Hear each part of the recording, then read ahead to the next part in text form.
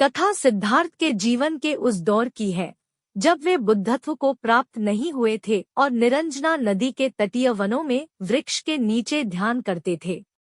सिद्धार्थ प्रतिदिन ध्यान करने के बाद पास के किसी गांव में चले जाते और भिक्षा मांगकर लौट आते। कुछ दिनों बाद उन्होंने भिक्षाटन पर भी जाना बंद कर दिया, क्योंकि एक गांव के प्रधान की छोटी बेटी सुजाता उनके लिए नित्य भोजन लाने लगी। कुछ दिनों के बाद उसी गांव का एक चरवाहा भी सिद्धार्थ से प्रभावित होकर उनके पास आने लगा। उसका नाम स्वस्ति था। एक दिन स्वस्ति से सिद्धार्थ बातें कर रहे थे कि सुजाता भोजन लेकर आई। जैसे ही सिद्धार्थ ने भोजन करना शुरू किया, उन्होंने बातचीत बंद कर दी। स्वस्ति ने बात करने की कोशिश की तो सिद्धार्थ ने इशारे से उसे चुप करा दिया।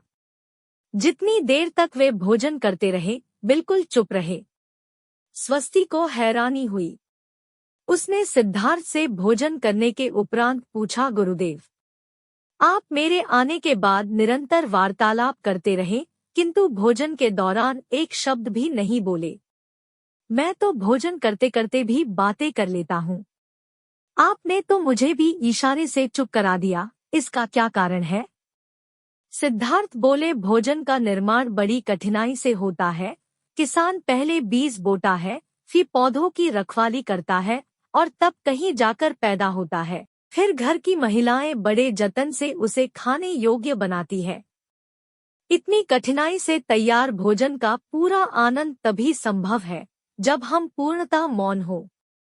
यदि हम भोजन को पूर्ण शांति से मौन रहकर अच्छी तरह से चबा कर खाएंगे तो यह आसानी से पचेगा, जिससे पेट कभी खराब नहीं होगा। मौन रहकर भोजन करने से भोजन का श्वास नली में जाने का खतरा भी नहीं रहता। आता भोजन के दौरान मैं मौन रहकर उसका पूरा आनंद लेता हूँ। वस्तुतः शांति से किया गया भोजन न केवल शारीरिक भूख तृप्त करता है, बल्कि मानसिक आनंद और सात्विक ऊर्जा भी देता है।